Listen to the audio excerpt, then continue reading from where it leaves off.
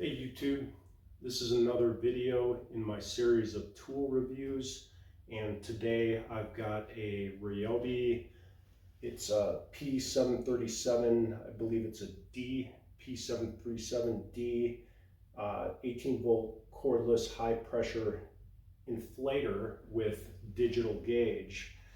And this unit is currently on sale at Home Depot for $24.97. So I thought for 25 bucks, I can't beat the price. Basically I bought this to fill motorcycle tires primarily, and just smaller tires on hand trucks and things like that. I have tried this several times already, and I did try it on car tires. It did, let's say it did the job on the car tire, but it really took a long time to get the pressure up to where I needed it. And the hose actually gets hot when you're trying to fill a car tire, and it's taking 10 minutes or so to get it up to pressure. There are a couple of drawbacks on this thing, which I will talk about further. Number one, it does have a digital gauge, and the accuracy doesn't quite seem to be there. I've checked it with a couple of other pressure gauges, just to make sure, and there's some things that I have to do to make sure that I'm getting pressure about in the range that I want it. Typically I'll go a little bit over and then let some air out from there and use another gauge to check it. So I can give you a demonstration on this. First I'm going to zoom in on a little bit so I can show you some of the features. Okay, so again, we do have a digital gauge here, and when you turn the power on, this thing is going to light up. And I apologize, my camera is reversed so I can see what's going on. But here you can see the gauge is going to light up, and that's kind of nice. It does give you some backlighting there so you can see it pretty easily. I would say generally it's not super quiet, and I guess I don't know any compressor that's really quiet. So that'll give you an idea of what you're looking at there. I wouldn't say it's that loud where you have to wear earplugs, but it is a little bit noisy. Again, the tool does come with some adapters, and it's kind of nice that they're stored here in the base. It looks like there's just a straight nozzle, and then there's some sort of adapter piece for this inflator that you can use for your footballs and basketballs and stuff like that. It's got the needle in there, which is kind of nice. So this is, to me, is really kind of a light duty compressor. And again, I just kind of bought it for motorcycle tires, and something I have to just fill up real quick and check somewhat frequently. So car tires, not so good. Again, it takes forever on a car tire to fill it up. So I'm going to try to demo this on motorcycle tires so you can see what has to be done in terms of getting an accurate pressure. So I will be right back. All right, I'm going to try to get you the best images I can here. First of all, the locking nozzle on here.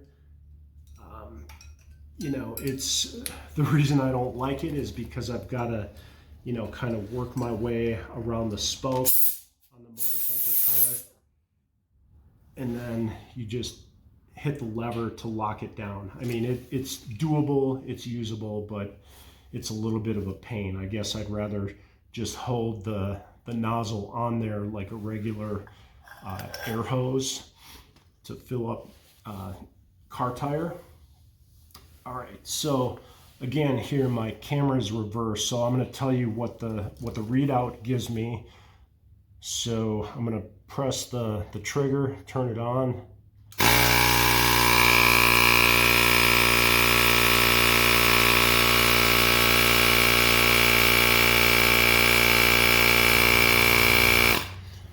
Okay, there I went up to 40, but when I turn it off, the pressure reading is actually 38.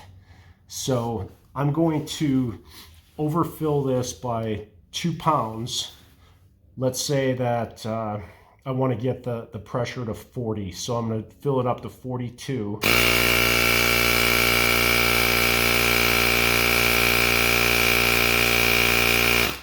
Okay, there's 42, and you can see I'm at 40.5 right now, and it's going down.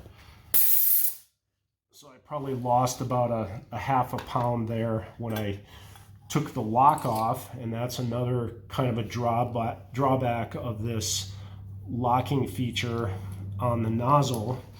Okay, so I've got a few different gauges, and this one, I've tested it along with the other ones. It's fairly accurate. It's got PSI and KPA, if you can see that.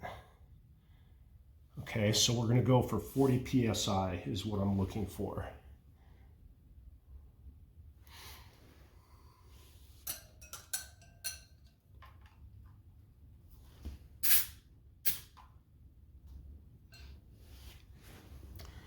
Okay, so if you remember, I went a little bit over. I'll try to show you this. But I'm right at about, looks like 41. So not bad for the accuracy, because I did go up to 42 when the trigger was on, and then when the trigger was off, it measured 40.5, and this gauge is saying 41.